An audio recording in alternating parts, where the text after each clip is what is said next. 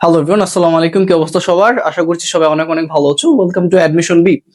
HSC candidates, তোমাদের বাংলা দ্বিতীয় পত্রের আজকে 5 মার্কের ছোট একটা ক্লাস নিয়ে আসছি। 5 থেকে 10 মিনিটের এই ক্লাসের ডিউরেশন হবে। তবে এই ক্লাসটা যদি করো তাহলে বাংলা উচ্চারণের নিয়ম থেকে তোমাদের যে কোনো প্রশ্ন আসলে তোমরা এখান থেকে নির্দ্বিধায় উত্তর করতে পারবা এবং বোর্ড পরীক্ষায় 5 মার্ক নিশ্চিত করতে পারবা। ঠিক আছে, তো চলো আজকের আমাদের ক্লাসটা শুরু করি। তো প্রথমে দেখতে পাচ্ছ যে আমরা আজকে কি শিখবো, সেটা শিখবো হচ্ছে যে বাংলা। আমরা শিখবো আজকে হচ্ছে বাংলা উচ্চারণের নিয়ম। ঠিক আছে, তো প্রথমে দেখি যে বিগত বছরগুলোতে আমাদের কোন কোন বোর্ডে হচ্ছে এই প্রশ্নগুলো আসছে। তোমরা যদি লক্ষ্য করবা, বিগত বছরে হচ্ছে 1 নম্বরে হচ্ছে এই জিনিসটা থাকে। যেমন 2025 সালে আসছে হচ্ছে তোমার অধ্বনের উচ্চারণের 5টা নিয়ম ঢাকা বোর্ডে। বরিশাল বোর্ড 2025-এ আসছে হচ্ছে মফলা উচ্চারণের 5টা নিয়ম। তারপরে হচ্ছে দেখো যে অধ্বনি উচ্চারণের 5টা নিয়ম। তারপর হচ্ছে জফলা উচ্চারণের 5টা নিয়ম। অর্থাৎ ঘুরে ফিরে হচ্ছে প্রতি বছর এইগুলাই হচ্ছে আসতেছে, যেমন মফলা উচ্চারণের নিয়ম। ঠিক আছে, তো আমরা 5 থেকে 6টা উচ্চারণের নিয়ম পড়বো। যে 5 থেকে 6টা উচ্চারণের নিয়ম যদি আমরা পড়ি, এবং এগুলো খুবই সহজ, তোমরা যদি আজকে ক্লাসটা করো খুব ইজিলি হচ্ছে এগুলো উত্তর দিতে পারবা। তো এই ক্লাসটা করার মাধ্যমে যে নিয়মগুলো আজকে আমরা পড়বো, এগুলো পড়লে তোমরা ইজিলি এখান থেকে 5 মার্ক বাংলা দ্বিতীয় পত্রে নিশ্চিত করতে পারবা। তো প্রথমে দেখতেছো যে মফলা উচ্চারণের নিয়ম কি, মফলার উচ্চারণের নিয়ম। তো এখানে দেখো যে শব্দের প্রথমে যে প্রথম নিয়মটা আছে, শব্দের প্রথমে মফলা থাকলে মফলা উচ্চারণ হয় না। শব্দের প্রথমে মফলা থাকলে মফলার উচ্চারণ হয় না। যেমন স্মরণ, শ্মশান।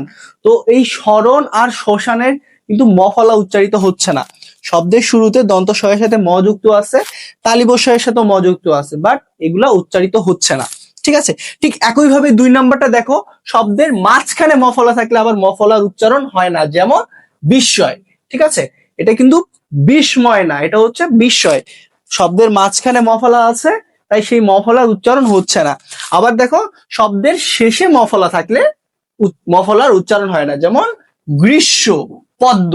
তো আমরা 3টা নিয়ম কি পড়লাম, খুবই সহজ। শব্দের শুরুতে মফলা থাকলে মফলার উচ্চারণ হয় না। যেমন স্মরণ, শ্মশান। শব্দের মাঝখানে মফলা থাকলে মফলার উচ্চারণ হয় না। যেমন বিস্ময়।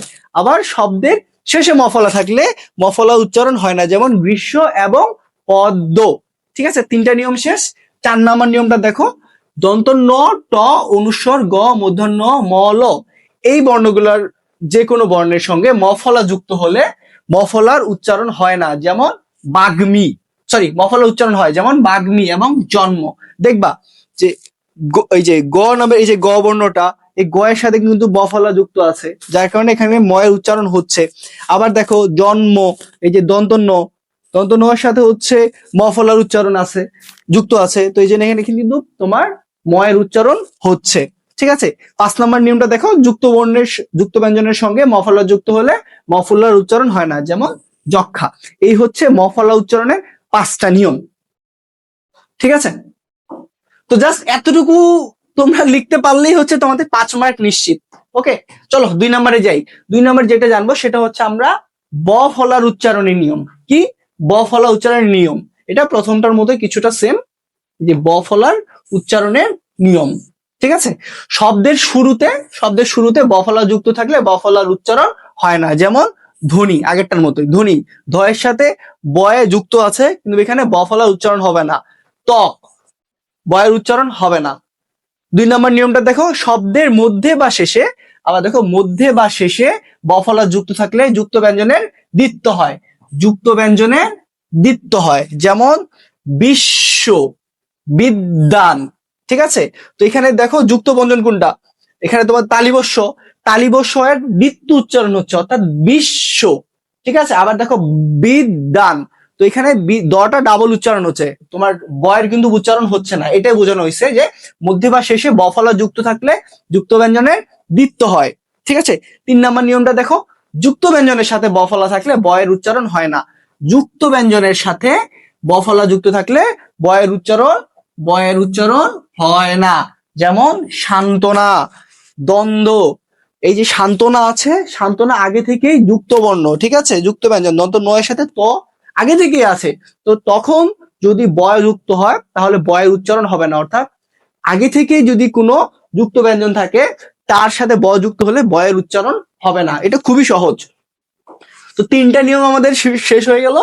4 নম্বর এবং 5 নম্বর নিয়মটা দেখি।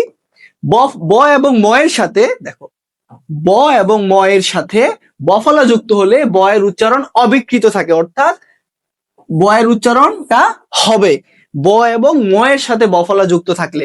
যেমন 90, দেখো বয়ের সাথে বফলা যুক্ত আছে।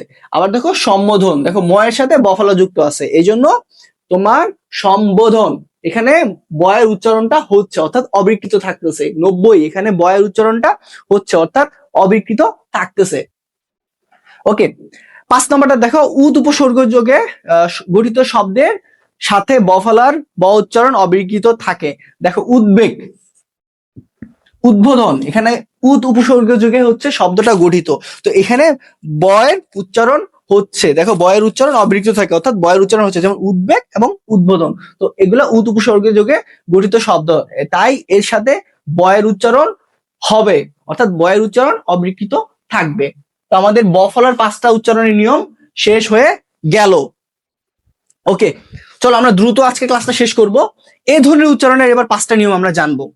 এ ধ্বনির উচ্চারণের 5টা নিয়ম দেখো, শুরুতে এ এর পর অ, শুরুতে দেখো শুরুতে এ এর পর অ বা আ থাকলে সেই এ এর উচ্চারণ, এই এ এর উচ্চারণ এর মতো হয়, ঠিক আছে। যেমন এক, শুরুতে এ থাকতেছে এবং পরে অ থাকতেছে, ক স্বাভাবিকভাবেই একটা অ, যখন আকার বা ইকার উকার এগুলো থাকবে না তখন স্বাভাবিকভাবে একটা বর্ণ হচ্ছে অ থাকে, ঠিক আছে। তাই হচ্ছে একের উচ্চারণ কি হচ্ছে এক, এটা একের উচ্চারণ কি হচ্ছে, সরি, একের উচ্চারণ কি হচ্ছে এক, তেমনের উচ্চারণ কি হচ্ছে তয় জফলাকার ম একার ম দন্ত ন, তেমন, ঠিক আছে, তেমন হচ্ছে না, এটা উচ্চারণ হচ্ছে তেমন। ওকে, এটাই মূলত বোঝানো হয়েছে যে এর উচ্চারণ এর মতো হয়। ওকে, তারপর দেখো যে এ এ 2 নম্বর নিয়মটা, 2 নম্বর নিয়মটা দেখো, এ কার যুক্ত ধাতুর সঙ্গে আ প্রত্যয় যুক্ত হলে, এ কার যুক্ত ধাতুর সঙ্গে আ প্রত্যয় যুক্ত হলে এর উচ্চারণ এ রূপে হয়ে থাকে, এর উচ্চারণ এ রূপে হয়ে থাকে এ কার যুক্ত ধাতুর সঙ্গে আ প্রত্যয় যুক্ত হলে। যেমন দেখো খেলা, এই যে একার আছে এবং ল, ল এর সাথে কি যুক্ত হয়েছে, আ যুক্ত হয়েছে, ঠিক আছে, এই যে আ যুক্ত হয়েছে, তাই উচ্চারণটা কি হচ্ছে, এ হচ্ছে খেলা। যেমন বয়কার বে, বয়ের সাথে লয়কার, লয়ের সাথে আ যুক্ত আছে, এই যে এর সাথে তোমার এ ধাতুর সঙ্গে আ যুক্ত আছে, তাই হচ্ছে তোমার এটার উচ্চারণ এর মতো হচ্ছে, যার কারণে বলা হয় যে এলা এবং বেলা, অর্থাৎ খেলা এবং বেলা। ওকে, 3 নম্বর নিয়মটা দেখো, শব্দের শেষের এর উচ্চারণ সাধারণত অবিকৃত থাকে, অর্থাৎ শব্দের শেষে যদি একার থাকে এটার উচ্চারণ স্বাভাবিকভাবে যেটা হয় সেটাই হয়। যেমন দেখো তোমার কি আছে এখানে, ঘাটে, হাটে, পথে, অর্থাৎ শব্দের শেষে, দেখো শব্দের শেষে তোমার একার আছে, শব্দের শেষে একার আছে, অর্থাৎ এটা অবিকৃত থাকতেছে, ঠিক আছে, শব্দের শেষে এর উচ্চারণ সাধারণত অবিকৃত থাকে। 4 নম্বর নিয়মটা দেখো, একাক্ষর সর্বনাম, একাক্ষর সর্বনাম পদের এ সাধারণত অবিকৃত এ রূপে উচ্চারিত হয়, ঠিক আছে, মানে অর্থাৎ অবিকৃত থাকে, এত বড় পড়ার দরকার নেই, শুধু মনে রাখবে একাক্ষর সর্বনাম পদের এ সাধারণত অবিকৃত থাকে, ঠিক আছে। যেমন কে, সে, র, রে, যে ইত্যাদি, এগুলো একাক্ষর এবং এগুলার ক্ষেত্রে এর উচ্চারণ অবিকৃত থাকে, কি থাকে, অবিকৃত থাকে, ঠিক আছে। 5 নম্বর নিয়মটা দেখি, তৎসম শব্দের এর উচ্চারণ সাধারণত অবিকৃত থাকে, যেমন বেদনা এবং দেবতা, ঠিক আছে, তৎসম শব্দের এর উচ্চারণ সাধারণত অবিকৃত থাকে, যেমন তোমার বেদনা এবং দেবতা, ঠিক আছে। তো এই ছিল এ ধ্বনির উচ্চারণের 5টা নিয়ম। চলো এবার যাই হচ্ছে আমরা অধ্বনির উচ্চারণের 5টা নিয়ম।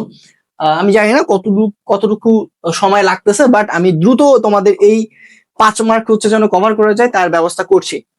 দেখো অধ্বনি উচ্চারণের 5টা নিয়ম, শব্দের শুরুতে, দেখো শব্দের শুরুতে যদি অ থাকে, শব্দের শুরুতে যদি অ থাকে এবং তারপর যদি ইকার বা উকার থাকে, তবে সে অ এর উচ্চারণ সাধারণত ও এর মতো হবে, সেই অ এর উচ্চারণ সাধারণত ও একারের মতো হবে। যেমন অভিধান, এটা সঠিক উচ্চারণ কি, অভিধান, অভিযান, অভিযান, অতীত, এগুলো কিন্তু অতীত না, অভিযান না, ঠিক আছে, অভিধান না, এটা হচ্ছে অভিধান এবং অতীত, অভিযান, ঠিক আছে।